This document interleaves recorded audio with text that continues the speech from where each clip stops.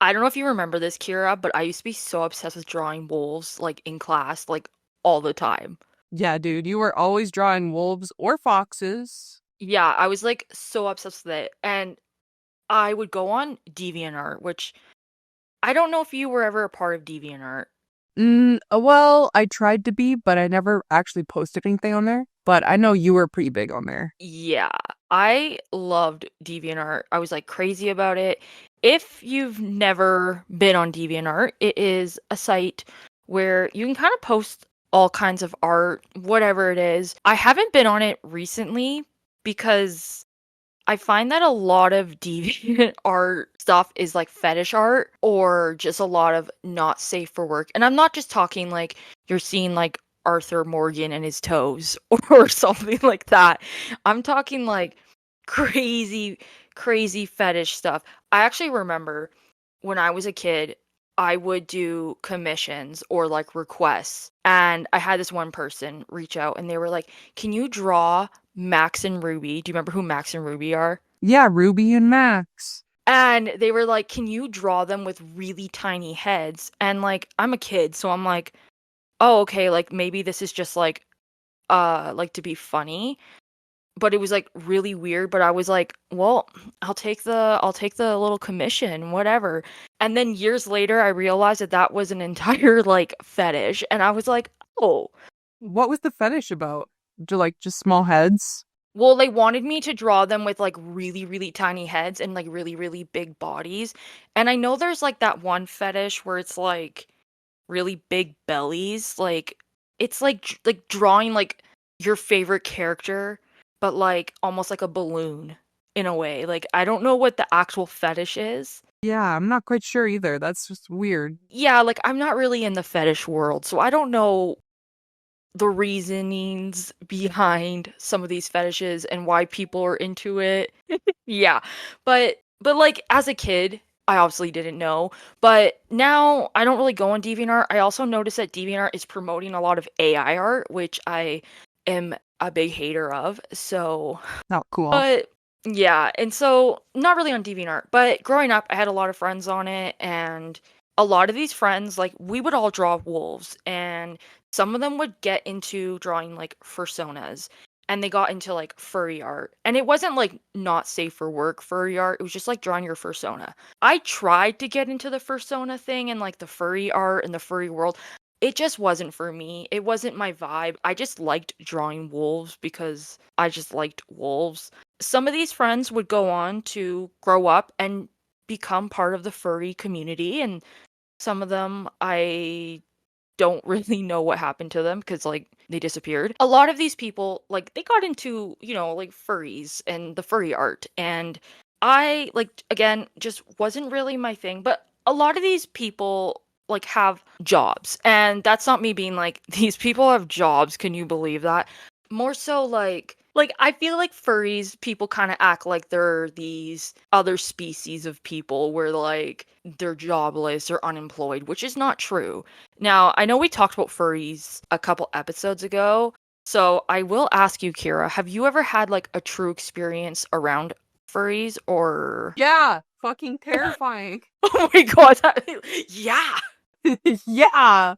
Like, I think maybe it's not like necessarily like a furry thing. I just have really bad experiences when people are wearing like mascot costumes. Like, Yeah, I can see that. we got stalked by Santa Claus, like a mall Santa once. You and Oh my god. I'll never forget that. And like That was so funny. several times at Comic-Con where like they've just been like very uncomfortable, like anyone who's wearing like a mascot costume, like getting uncomfortably close or like just generally kind of lurking around. If I'm in costume Yeah. too, then it's like, yeah. Yeah, I've kind of noticed that because I remember one time I was at the mall and this guy was dressed up. I don't even know if he was a furry, but he tried to hug me and I was like, I don't know you. And I do find that there are some people, I don't know if it's because like you're in a costume, but like they don't have like a good lack of boundaries. Yeah, that's true. But I do want to make it very clear on the defense of furries. Not all furries are crazy or freaks or like terrible people. There's a lot of furries out there that just they kind of do their own thing and They like to draw themselves as, like a fire breathing fox and call themselves Blaze. Like, you know what? You do you. And honestly, I have to give it to some of these furries. Like, you remember during COVID when everyone was like, I cannot breathe without a mask? When they were saying that, they were kind of saying like furries are like more stronger than they are. Like, Yeah, furries are built different. yeah, of course there are furries out there that are, into not safe for work stuff. And honestly, as long as you're an adult and the people around you are adults and everyone is consenting, I see nothing wrong with it. Obviously, we've already talked about furries in a few episodes ago, but there are some people that are into animals, but that's not like a furry. That is just someone who is fucked up and should be locked away. I think that I feel, and I don't know if you feel this, Kira, but I feel like 2016 cringe content is to blame for a lot of like the furry cringe and hate. Oh, 100%. Yeah. Yeah, like I feel like during like the anti SJW cringe content, people would see furries doing really fucked up shit. And of course, like there are furries out there that are really messed up, but they're not all they're not all crazy. They're not all bad. Like any group of people, you're going to find great people, you're going to find some shitty people. And I think that when you think about furries, people kind of confuse them with like animal kin, which is people that believe like spiritually or psychologically or physically they are an animal. It kind of reminds me of that Vine where it's like on all levels except physical, I am a wolf. Those are completely different types of people. But today we're going to be talking about a group of furries that would go on to destroy a hotel and completely ruin a type of furry con. And it was just a bunch of craziness. But I really wanted to give my little disclaimer there because I didn't want anyone to think if you are a furry, you're cool as long as you're not doing shit that's like messed up. You do you. I don't care. I really don't. And I don't want anyone who's watching this, if you are a furry, to think that we're hating or anything. But yeah, so today we're going to be talking about Rainfurrest. This was a con that was from 2007 to 2015, and they would go on to destroy a hotel and destroy this con to the point that they had to close down, and it's just overall crazy.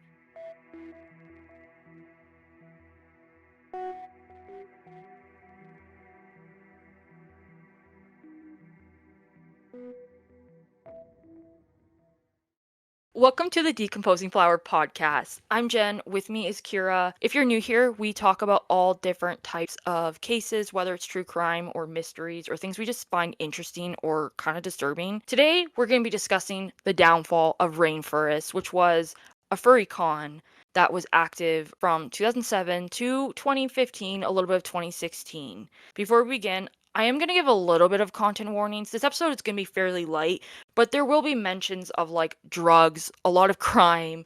There will be a light mention of SA, but overall, I think this episode's kind of tame. But if that's too much, feel free to skip out. So, a little disclaimer as well. If I say anything wrong about anything, feel free to correct us.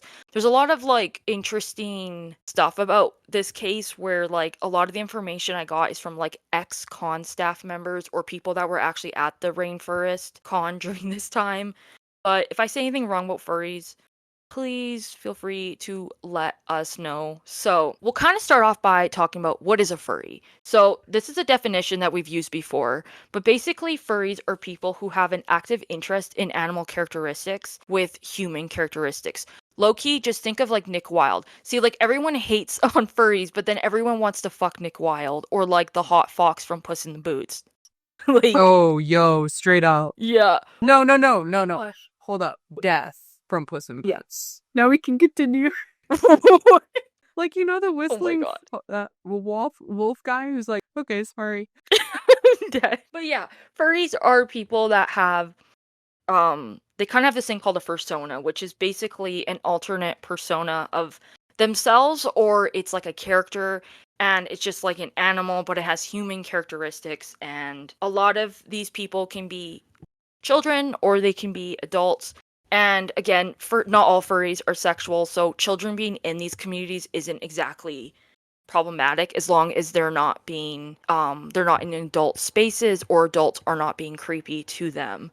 Some of these people like to dress up in their fursuits and their costumes, and they usually like to wear they can wear like full fursuits, or they'll wear like ears or maybe a tail. Full stop. So I edit our podcast, and when I was doing the editing for our last fursuit for our last furry episode, I was on YouTube looking at some furry content because I was like, I gotta get some like footage.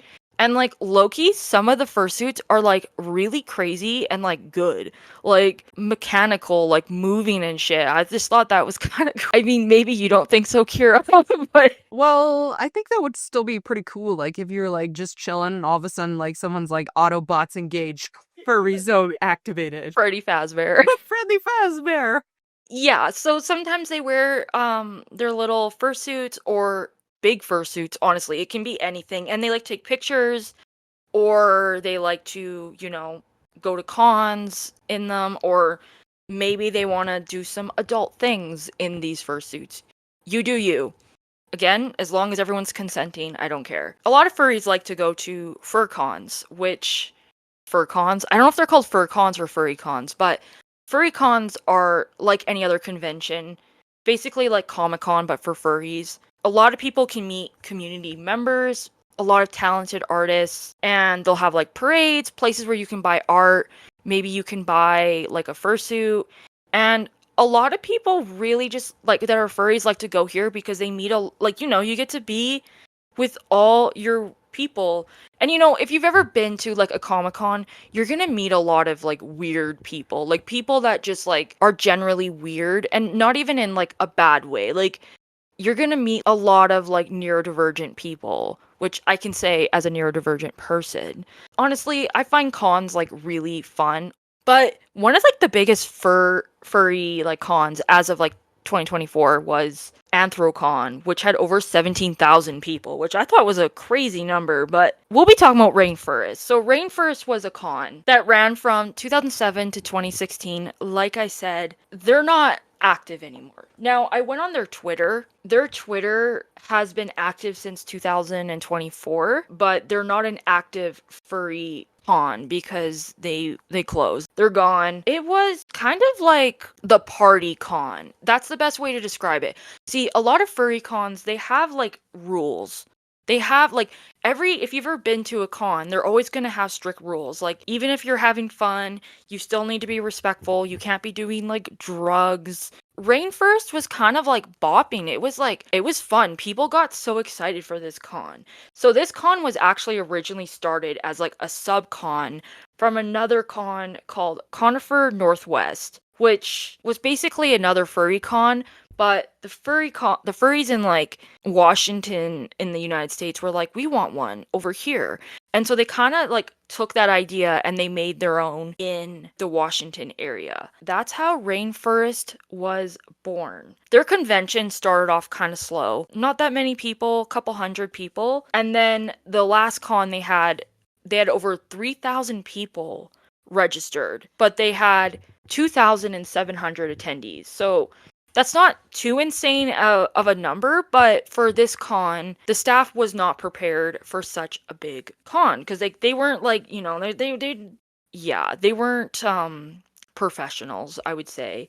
They were known for not having good rules, like I said, but they were also known for being the con that had banned furries from other cons join their con. So it was boppin', which means a lot of people just did not listen to rules, and because of that, people had so much fun.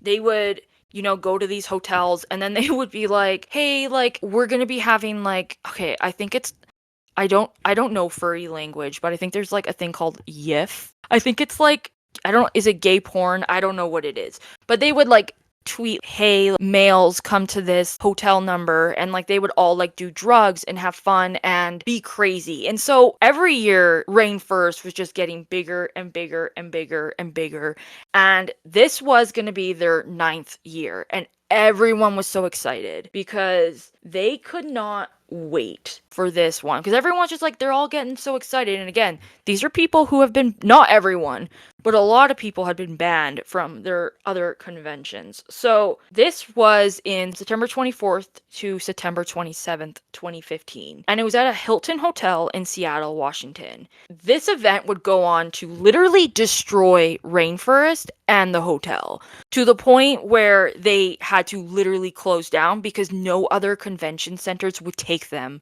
because of what happened. They did a lot of crazy shit. So, number one, there was a lot of drugs and alcohol. People were committing a lot of crimes. They were also doing a lot of physical and sexual assault, and people were just on shrooms and nitrous oxide in the halls of the hotel where people were just going crazy. They also were like vaping and smoking cigarettes, and the police had to be called because two people literally overdosed on Oh, drugs. And one person was rushed to the hospital because they had alcohol poisoning, which is so crazy. Also, the security staff was also smoking weed. Smoking weed's not that crazy. Like if you are a security, you shouldn't be on any drugs because, people need you to watch after them. So yeah, that's kind of crazy. But because a lot of people were like drunk and high, they would start to vandalize the hotel. There were reports of broken doors and broken down elevators.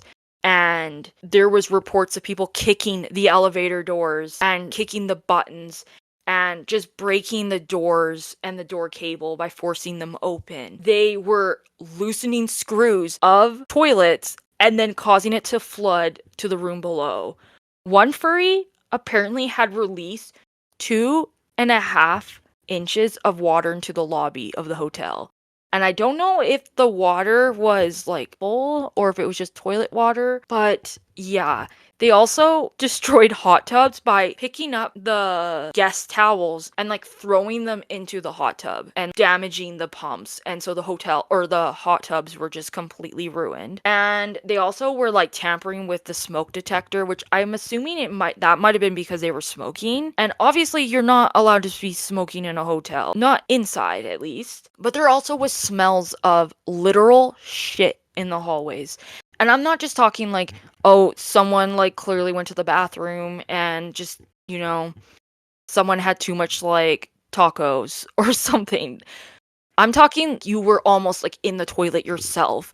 That's how bad it was. They were wearing diapers and leaving them. So there's this thing called crinkling where I guess it's a furry activity. no, Do you know about it? no, it just sounds awful. Yeah. So crinkling is where people wear full diapers and they like to make noises and do things in the diapers and they like to soil the diapers and the sounds of the diapers being hard and making that crinkly sound. And there was people doing that just in the hotel. And then they would take these diapers that were full and they would just leave them around the hotel lobby. They would leave them around just everywhere. They had them in pools and they even would throw these used diapers onto cars. Could you imagine you are leaving a hotel, getting your car, and there's just a diaper sitting on your car? Oh my God, I cannot imagine. My soul would vacate my body. Oh my God. And like they're doing this in public. Like they're not doing this in their rooms. Like they're doing this in the lobby. And they also would be wearing weird shirts. Like one guy I saw a picture, he was wearing a shirt that said, "I don't fuck dogs," which I mean, okay, like I guess I kind of get the disclaimer, but Congrats, buddy. Hey. but then some people were naked.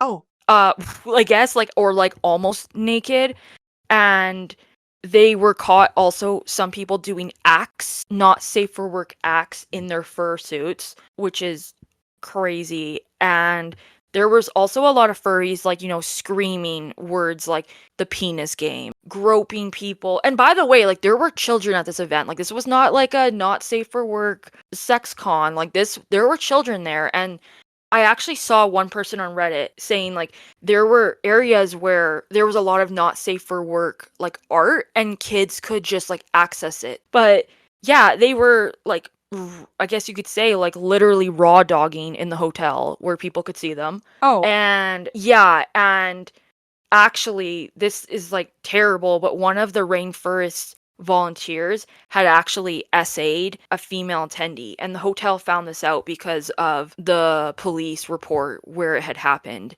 which is terrible.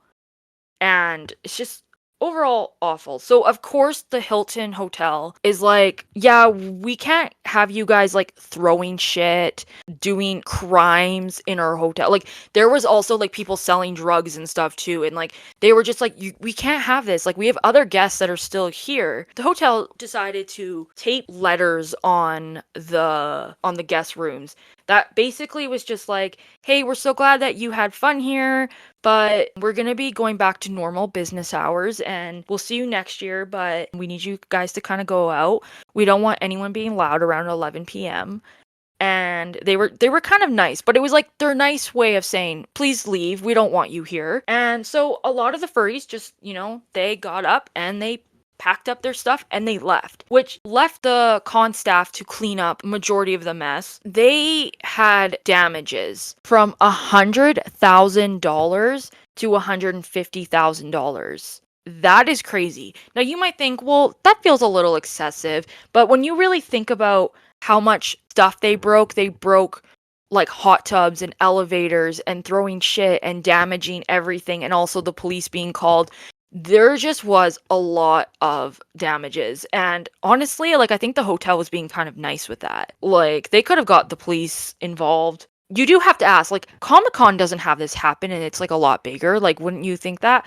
Well, a lot of people blame like a lot of the attendees and the furries, but a lot of people who worked there were actually like, actually, it's the con staff. The con staff was really bad. So I got a lot of my information from this ex-con staff member that was on Reddit, and they would go on to say like the con staff, they just were not adequate for the level of growth, and overall they didn't know what they were doing is the best way to describe it. They wouldn't discourage any bad behavior. So when people would be doing like legit crimes or just being a nuisance, the con staff would just be like, hey, can you just go back to your hotel room and sleep it off?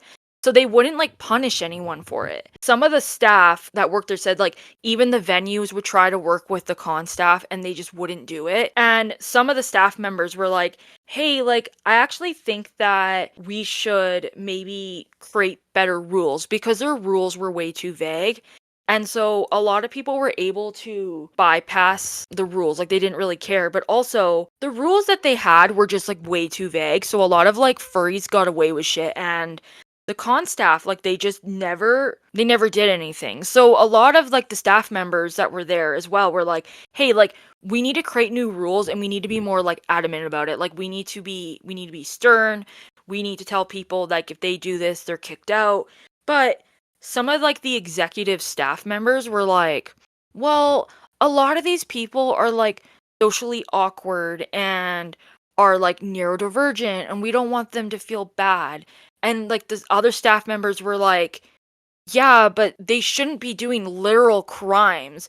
And so the staff members just like the higher ups, I guess, in this staff were just like, no, we're not going to do that. This ex staff member had actually said that every year more and more furries were becoming an issue. Like there was more harassment and there was more crimes, and the executive staff would be like, well, we didn't get billed for it, so it's not a problem. Clearly we can keep doing this. But they didn't stop any of it. These ex staff members were just kind of like, this is not how it should be. And I think a lot of them just like left after this. They also had like sketchy security. I mentioned the smoking of weed, but they also would just take bribes for people coming in. So like when you go to a con, you have to have like your ticket. And they would just be like, accept people coming in. They'd be like, oh, you can come in. Or they would take bribes of like $5, which is crazy. This ex staff member would go on to say, like, they basically didn't take it serious because this stuff had been happening since 2011. Like, this wasn't just like an incident in 2015 and it was just like, oh my god. This had been happening every year. And like I said, because they weren't getting billed, they were kind of like, well, who cares? Like, it's fine. This ex staff member just basically said that they felt like they were creating a safe space for people to violate rules and no one was being punished for it. So, one of the things I think is kind of funny about Rainfurrest, though, is on the Sunday, they decided to, go to the hotel, like go to the hotel manager to see if they could get another contract for 2017 and 2018 because they still had 2016. And like the hotel manager wouldn't even talk to them. And Rainfurrest was like, I can't believe they're so rude to us. Like, how dare they? I can't believe this. I can't imagine like doing all that and then asking, hey, can we have another contract? One of the things I find very interesting is that the Hilton low-key kind of blackmailed them. Basically, the hotel sent them a letter, and their letter was like, hey, we're gonna be canceling this event, but what you're gonna do is send us a letter saying you're canceling. And if you don't, we're gonna pretend that you canceled anyways, and then we're gonna send you a cancellation fee for $116,000, and then we'll sue you for that. So you need to cancel unless you want that. And so obviously Rainforest was like, well, we can't pay that. And so they were like, okay, I guess we will not be coming in for 2016, which I'm sorry, like the fact that they thought they could come in for 2016 is so funny to me. Basically the Hilton was like, we don't want to deal with you. Please stay the fuck away from us.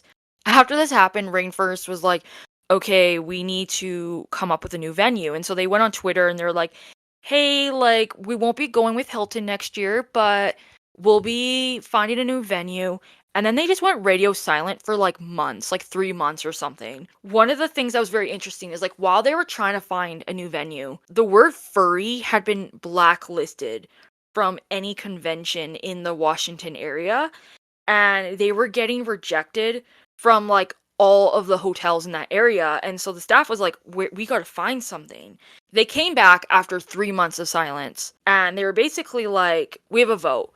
Either we close down this con or we go to Spokane, which a lot of the furries were like, fuck no, I hate Spokane. Like, it's homophobic and it's rednecky and it's small. We don't want to go there. But January 2016, they would announce that Spokane was a go and they would be going to a hotel, and Rainfurrest 2016 was on, and a lot of people were upset about it still, but at least they had a place to go to. Except the day before the event, the hotel backed out because they had received an email from someone who was basically like, hey, here's all the information of what happened with this con, and you will not want to work with them.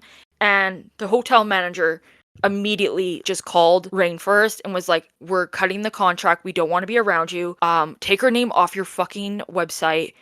Be gone. Like, go away. And Rainforest was like confused because they were like, we had already talked about what had happened.